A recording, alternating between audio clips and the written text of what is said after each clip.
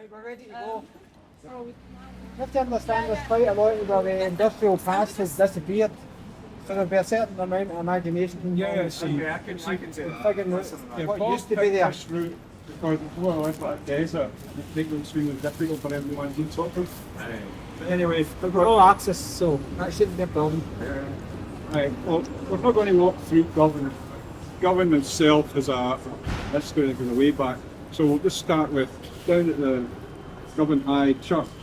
You know that? Yes. It's different stories there. It's had a 3 church build and a 5 church build. In other words, there's been a church on that site 5 different times, built. So Govan is a site that's got a long history of being a spiritual sort of place.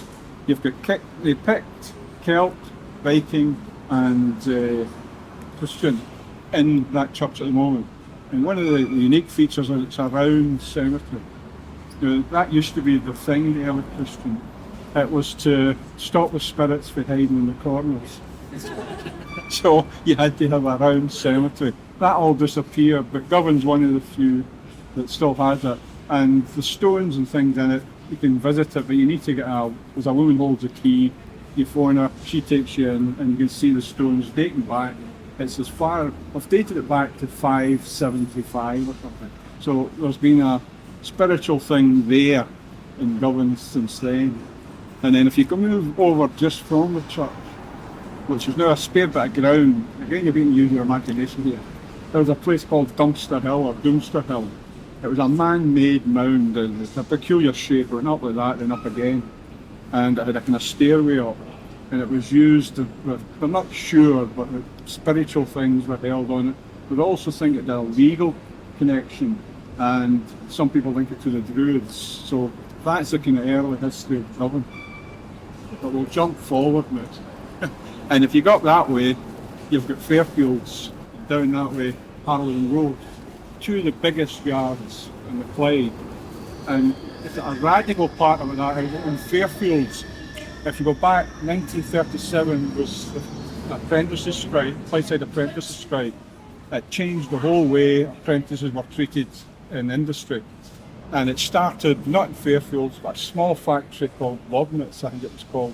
And there was only a handful of apprentices, and they approached Fairfields. Fairfields is a massive yard, and the apprentices come out in the middle of the week, and that mushroomed that they were able to, with the numbers, pick other yards, and within a week there was 10,000 apprentices across the Clyde, and it spread down to Tyneside and what have you. That was 1937, and they gained quite a lot of recognition for apprentices. It was organised by the apprentices, they run games to keep everybody occupied, they organised their own printing, and so it was a totally apprentice organised strike, and it was very successful. And we jump forward again. What did they change? Pardon? What sort of rights did they gain? The apprentices, like what did they change for them? Well, the thing is, at that stage, apprentices didn't really have any standing. You know, they were just cheap labour, they were brought in. There was no relationship to the number of apprentices to a journeyman. So the yards used apprentices as cheap labour. You could have 1 journeyman, income 6 apprentices, do the work, and then after 5 years of cheap labour, you get a certificate so you can earn a wee bit more. So one of the things that the apprentices, they drew up a charter, and one of the things was that there had to be a fixed ratio between journeymen and apprentices. They also got recognition that they could negotiate. Before that, they were treated more or less as serfs apprentices.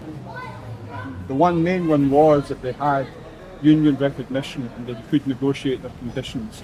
And they got this relationship of journeymen to apprentices. So it was, at least you were going to be maybe 1 journeyman, 1 apprentice, or 2 apprentices, and that would be it. So if you were going to learn your trade, that would be better. And of course they also got a wage increase. So that's considered a successful strike. Certainly. You jump forward to Fairfield. I'm thinking that Fairfield's because we're in Govan basically, but there's a lot. Fairfield's 1971, you maybe not know what I do remember it, but the Upper Clyde shipyard working. That started in Fairfield as one of the main yards, and that lasted 18 months where the workers worked in the yard, controlling the yard, as the government at that time was trying to shut them down. And they won again. support from all over the place, marches and various things. I'm not going into detail with these things because each one's a big subject in its own, and I'll be delighted to talk maybe off at the CCA. I'm only going through Govan rapidly. The Pearce Institute, again, shipyard connected. William Pearce at one time owned Fairfields, and he built the Pearce Institute for the poor people of Govan, and it was to give them a place that up above the door it says something like all welcome, all wayfarers of the poor and all the rest of it. But like all these so-called philanthropists, he wanted to stamp his ideas on the people. So if you also go up, you'll find there's a woman's door, a man's door. They had a women's library, reading room and club, and they had a men's library, reading room and club, and there the twain should meet. Because you know what happens when working class meet, they do horrible things.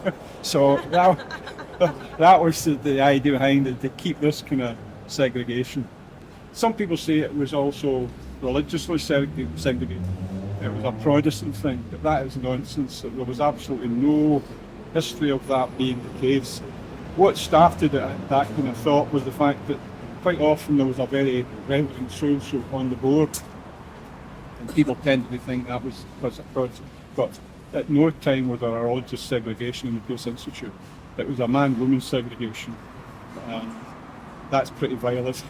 But anyway, so we'll go from there and start walking and head up towards this way, Govan Road, past Sunny Govan Radio, cross Bell's Bridge, follow the river a wee bit, then up through what's now the financial centre and into the CCA.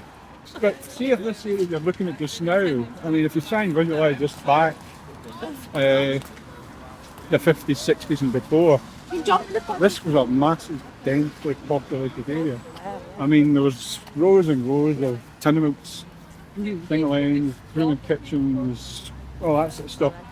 And where you are now is the second big yard. This was more or less Halloween Row. And to let you know the actual volume that worked in these shipyards, the 3 yards, Halloween Rolls, Fairfields and then Stevens further down, they couldn't let them out at the same time because the infrastructure, the traffic couldn't cope. So the whistle and Harrings blew at 5:20 and they poured out to the queues of trams, buses and what have you. 10 minutes later, Fairfield's whistle blew and they poured out, and then Stevens came out last to get the other convoy of buses and trams. So that's the kind of volume that's of people that worked, and a lot of them lived.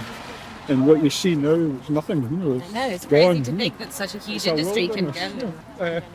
But also they'd have to be really organised. 10 minutes Pardon? to get rid of like loads of people out the area. You'd have to have a really good public transport system. You know, no late buses. No, I think it was a matter of a crash programme and people leaving Walter because there was nothing left to do.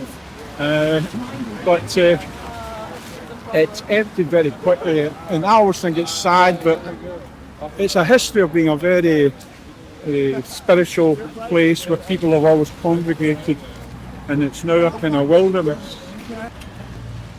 You know, the council has maybe trying to change it now, but for a number of years it was where they dumped people that couldn't house. You know, so it had a very high rate of drug addicts and things like that.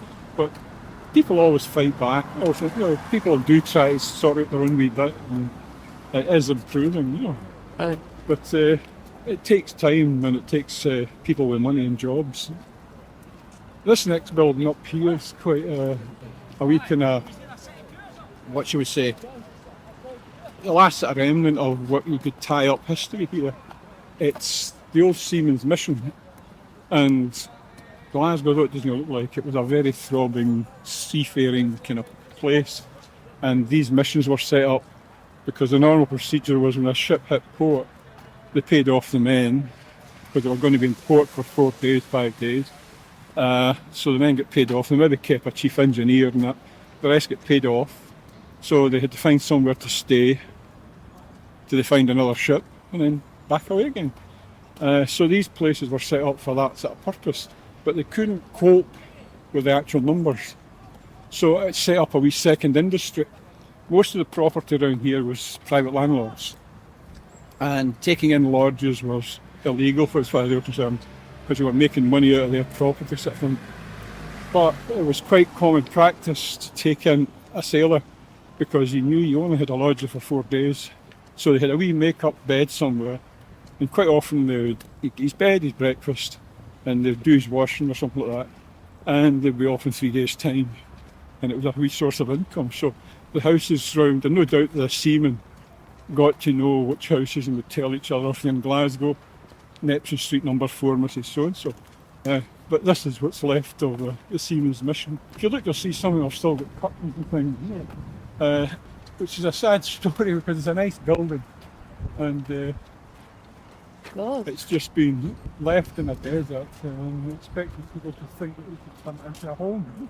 In the middle of nowhere, isn't it? Yeah, but I mean, these are new, so but before that it was even more isolated. It was sitting more or less at the side of a shipyard, disappearing. And as I said, they turned it into flats, and people bought them, and then a lot of them just abandoned them because they couldn't sell them or live here because of the problems. A sad story for a spiritual centre. Is that the date over there? It was On that panel? 1889, I think it was, 1890 something. The date's round the side actually. 18, late 18. No, I get dates in a fangle because I read that many of them. It's an amazing looking building, especially with the tree growing out of the veranda there. The balcony. The balcony, yeah. Do you know what kind of tree it is? Oh, there'll be one blown from this lot round about here. Because it's not, they've got a buddleia at the top. Is it due to be torn down, you know? Well, I think what normally happens with Glasgow Council is they list it as a building, which means you can't develop it without doing all kinds of regulations, so it lies, and then eventually it starts to fall down and they pull it down, you know, because they can't knock down a listed building, so you leave it alone long enough. You'll need to, because this is why the road's blocked off to stop the cars, because there's a risk of it falling down. So it's one way they get to clear it, you know, just You leave it think as a someone listed would building. want to buy it and do it up because it's such a beautiful place. Being a listed building, you have hit with so many restrictions. You can't alter the fascia, you can't do this, you've got to use certain types of windows, So developers don't want that. Right. The cost of developing that would probably be astronomical. So you'll be talking about very expensive flats would they sell in this area, you know. Yeah. So, you know, it's developers are saying, no, we'll buy the land. Knock it down and we'll buy the land. But being a listed building, they'll wait till it falls down. So what is that? What? That? It's the old seaman commission where the sailors with the Clyde and all over the world come in, and they signed off their ship to get a cheap bed and breakfast up there and things like that. There were several of them around the city to accommodate the seamen as they signed off their ships. Wind on the mics.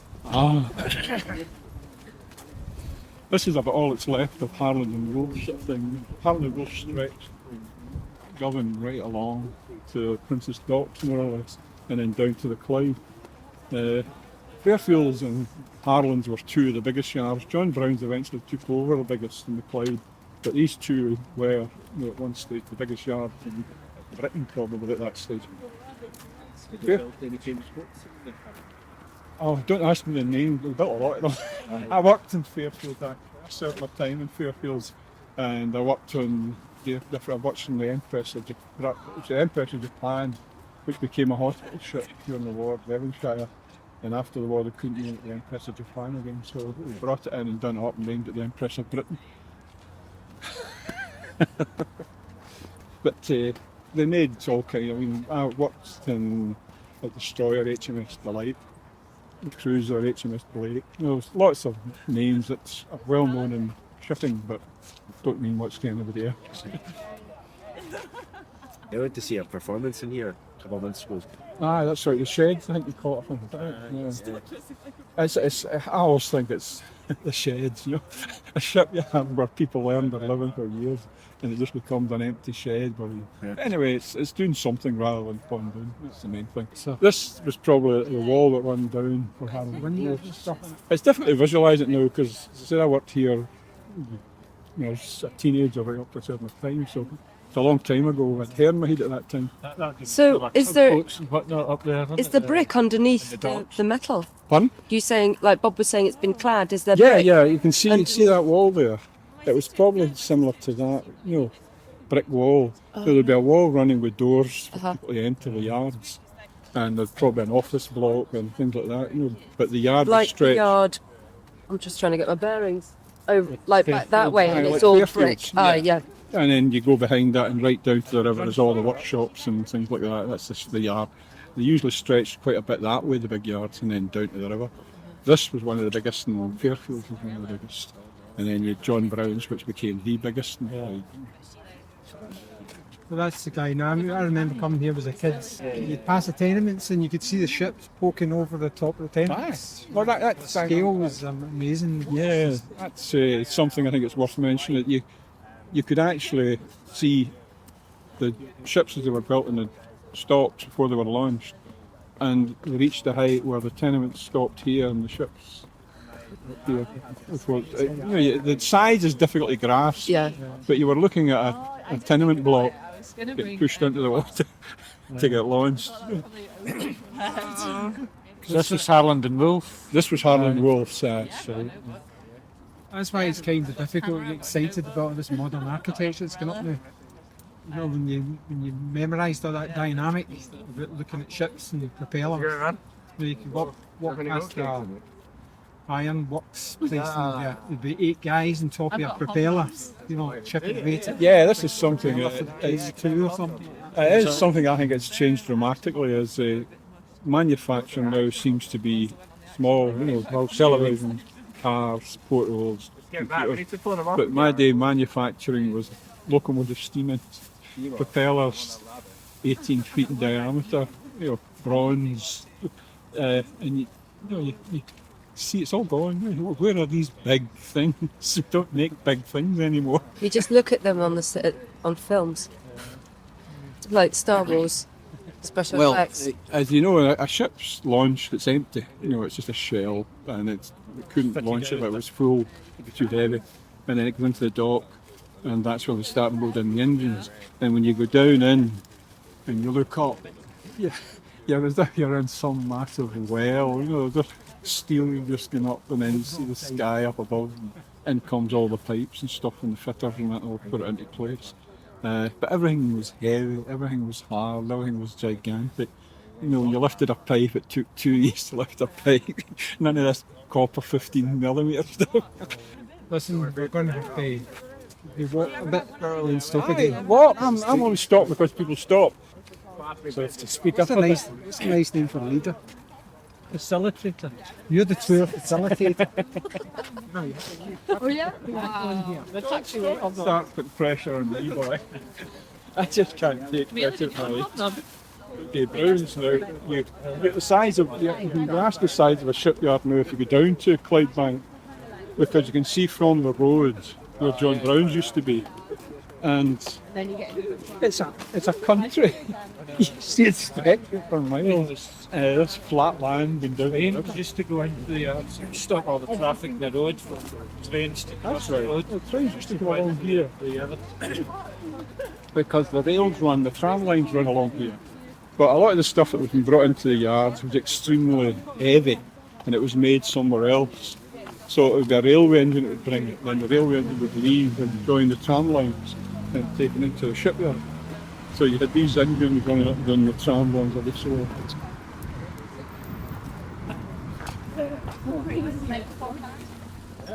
You're entering this bit here was Princess Dock, Pacific Quays area, became the garden centre. But Princess Dock, there's a well-known photograph of 2 young soldiers guarding the gates at Princess Dock, which was the English troops that were sent up after Bloody Friday in 1919 to guard the streets of Glasgow because we were afraid of what the workers were going to do. Bloody Friday happened in George Square when there was an attack on the demonstration by police, an unprovoked attack during the 40-hour strike, And so much battle ensued throughout the city that they locked down Maryhill Barracks in case the troops joined, and brought up 10,000 English troops and a tank regiment. A lot of people don't know Glasgow was under this. There was machine guns posted in the roofs at George Square, and troops with fixed bayonets patrolled the streets and guarded various places. It's to this day it's still the biggest military operation the British state has used against its own people. And it was here in Glasgow after the 40-hour strike in 1919. It started again on the Clyde side through the Clyde Workers' Committee, which was a shoot on from the Clyde Labour Withholding Committee. So there's a lot of history that emanating to this Clyde side area rather than just Govan. This is the big dry dock. If you cross, you can have a look at it.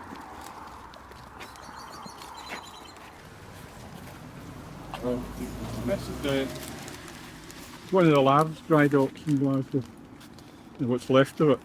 And if you can try and visualise, by the way, where it is and the size of it, and look at where the river is, how they can punch. And the one side and moving it, so they got it around Govan and then went and towed it in here. My personal experience with this was I'm up for an all-night shift, trying to remove the propeller from my boat in here, and it was an all-night swinging a hammer until the propeller came off, I think about 6 in the morning. So it was a nice easy job. The shipyards were nice. How much did they pay you for that? Oh, coppers, I was still an apprentice. Let me think now, I'll be a 4th year apprentice. I'd probably getting about £4 a week. As a 4th year apprentice. What would the boats look like? Would they look a bit like the kind of big cargo boats that you see nowadays, like big? Yeah, there wasn't much difference in that. They were massive. This was just a container that looked like a large cargo vessel, but we were actually, to get the propeller off, go for repair, and it had obviously been on for years, and trying to separate it from the shaft required men swinging a hammer all night, changing hands. And it just went on and on and on, and at 6 o'clock a cheer went up as the propeller swung out. So when did they stop using Pardon? this? When did they? Well, this all died around about the 50s, 60s era, and after that the yards just shut them down. The last big fight was 71, 72 to keep the Upper Clyde. That was, I said, the Upper Clyde shipyard working, which was from 71 to 72, 18 months I think. They occupied the shipyards to keep them open, because the Tory government at the time was want to, I don't know if you'll remember phrases from history like no lame ducks. You know, if a shipyard won't make money, shut the thing. The workers occupied these 5 yards, Stevens, Fairfields, Connell's, Yarrows and John Brown's, and they occupied them for 18 months. Oh. It kept them 13 working. working. Pardon? Kept working, and what's it like? They worked the yards, all kinds of accountants to feed money here and there, and the thing kept moving. Well, this is what I keep getting angry at. Where is the occupations? Where is the crowds doing things to change things? Where are the people standing up to stop something happening? I mean, there's a lot of struggles in Glasgow, and you can say success. You know, that was a success. 18 months in the yards, no going home, working, and saved 5 yards. Now, if you'd imagine what that meant at the time, if those 5 yards had closed, the sheer devastation and unemployment to this whole area. Did people stay in them for the entire time? Yeah, they stayed in the yards. Wow. A lot of support. Oh, the support, they get support a lot. There was marches, there was demonstrations, there was gigs, there was all kinds of things to raise money and awareness. Certain MPs, Tony Benn came over and marched and spoke, and religious people. You know, the whole, because it was a community, not just a community, it was a city. You were going to kill a city if you took these 5 shipyards out and shut them. Where did the people go? Where did they work? Where did the industry move to? Why did the industry suddenly drop down? Well, you'll need to speak to Mrs. Thatcher. Basically, she had this brilliant idea that we could get rid of mass industries. We keep walking by this. We could get rid of mass industries and we could survive on the financial systems in the country and import all the stuff we wanted. This would do two things. It would break up working class unity, it would break up working class communities and resistance, and it would break up the power of the unions. So basically that's what was happening. Orders were placed overseas and It's vessels such were an built overseas. artificial system. Though.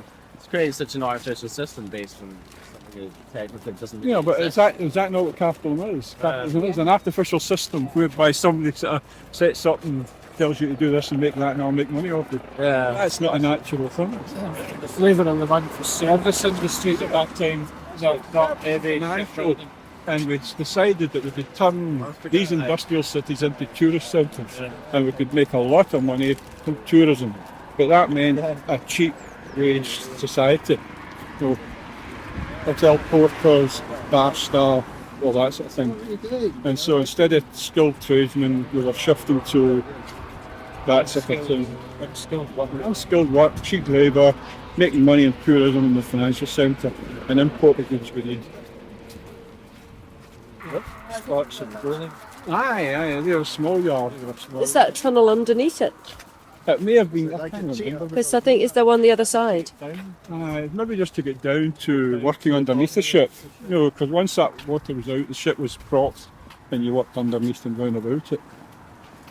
Again, you try to visualise that photograph of 1919 with the soldiers standing outside Princess Docks would be somewhere about here.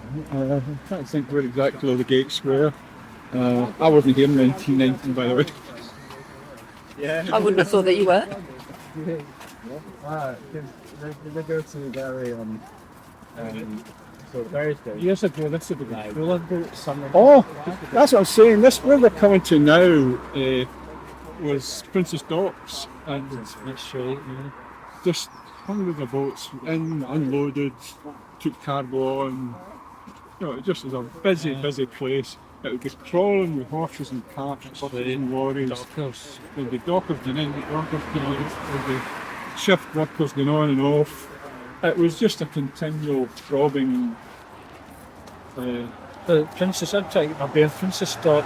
Where is the King George V Dock? That's what. See, honestly, this is what I look at now, and I look at this wasteland. Where they were now. And that's what I'm saying. I'm trying to visualise where the gates were. I think down here, you've got Princess Pacific Quay, which was part of Princess Docks, and I think the gate where the soldiers stood would be there. So I think we're coming up to a gate up here, which might have been where you'd have seen the young guys who were fixed bayonets in case the Glasgow workers decided to either occupy it or loot it or whatever it is they were expecting to do. So then the 50s actually coming up to the Brunella to get on paddle steamers to go to Tinabrea. Yeah. The one side of the Clyde, as you go up to the head, up on top of the Clyde, going up on the left, it was mainly sort of local steamers, you know, Dunoon, Rossy, all that sort of stuff. On the other side was all the Ireland, America, plus all the cargo and all the loading and none of that sort of thing. I mean, you had the Burns Laird line, which I think done, was it Camel Laird line? Camel Laird line, which done, I think they done Ireland as well. And the Anchor Donaldson line. You had all the different shipping lines which had different routes, P&O, Pacific and Orient, and they carried the cargoes and brought them in. My father was in the Canard line, he worked in the Canard. Canard was That's more passenger. passenger orientated. But this is Princess Dock, starting here. This whole sort of bit, which became the garden centre, I think, as well, part of the garden centre, garden festival. They filled in a lot of the docks. They filled in a lot of the docks for the festival. So what you're seeing isn't really a true picture of what the docks were like. I think this might have been, it's a new wall now, right enough. I think the gate to Princess Docks would be about here, and you would have the troops standing in guard. This is an odd development. They've built flats in here, but it's a kind of isolated. I don't know whether they'll just abandon developing it further or what, but if you go into the docks, you can actually see an idea of what they were like. Was that some of this not left over from the Garden Festival? Oh, maybe it was flat. Yeah. 'Cause the garden festival was all in here, and they had built houses for the garden festival. I'm not sure if they were there at the time. Again, you're lost because they've filled in a lot of the place. But this is where the place, where the ships would come in and unload cargo shipped into warehouses, onto horses, carts and whatever, and distributed across the country. Does anything happen in this kind of Pardon? stretch of water now?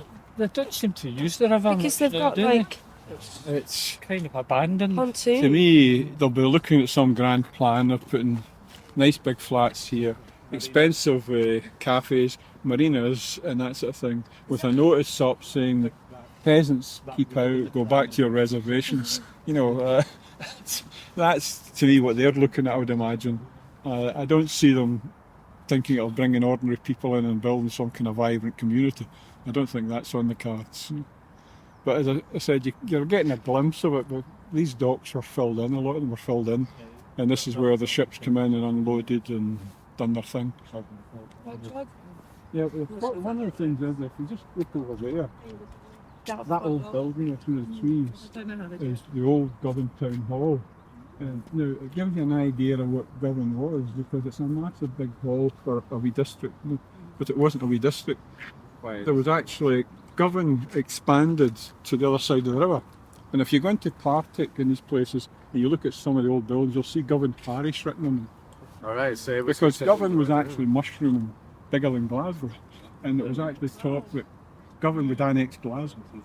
And it would be the city of Govan and it would be a district of Glasgow. But what swung it was the tobacco lords. The money started pouring into the upper reaches of the river, and Glasgow got tremendous wealth and started annexing the districts around it, and eventually annexed Govan. So you had the city of Glasgow with Govan. But it was touch and go. This was a massive town. It wasn't a district.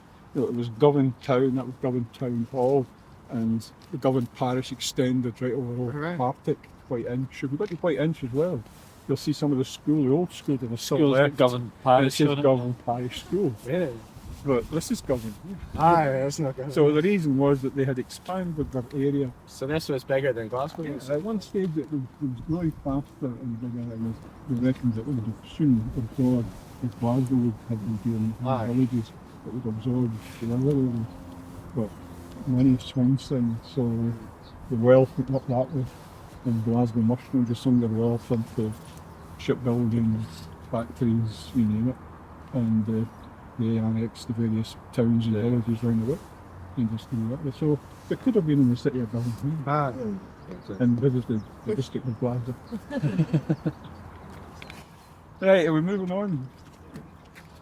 And as you go out there, you can have a look at the size of Govan Town Hall as you pass it. It's going to be heavy rain tonight. Well, maybe we should do an evening stroll. What, in a bit of Glaswegian sunshine? Yeah, let's get an authentic feel to it, you know?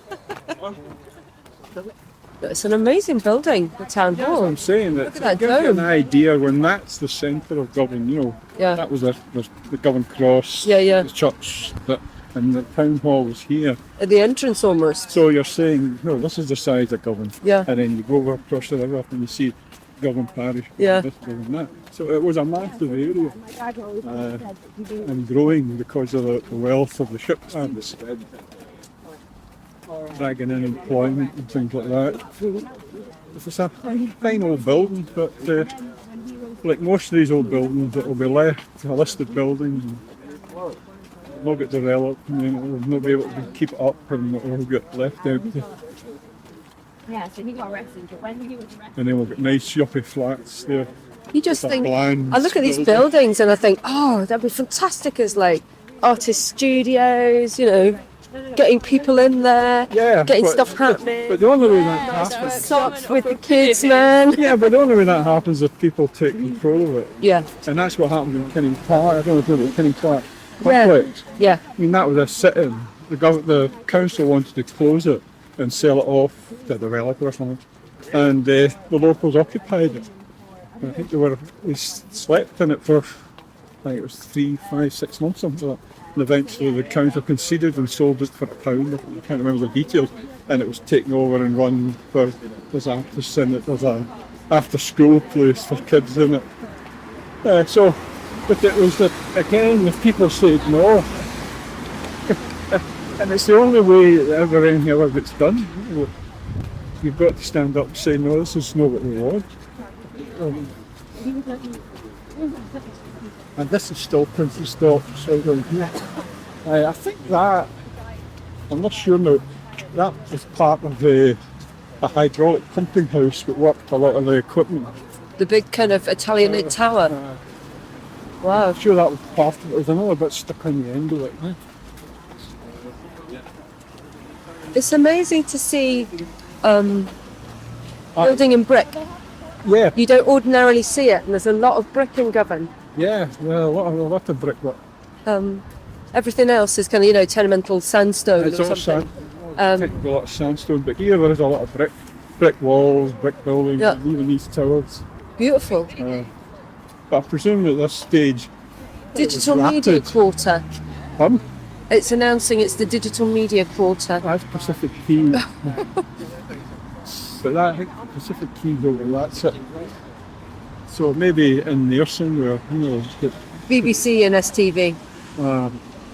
but the BBC buildings are in there now. Yeah. Well, they moved over. And it gives you some impression to just the status of the district. It wasn't a village hall, this was the town hall. This was all just a road, and there was the docks on this side. Over this side was tenements and factories and tenements and factories.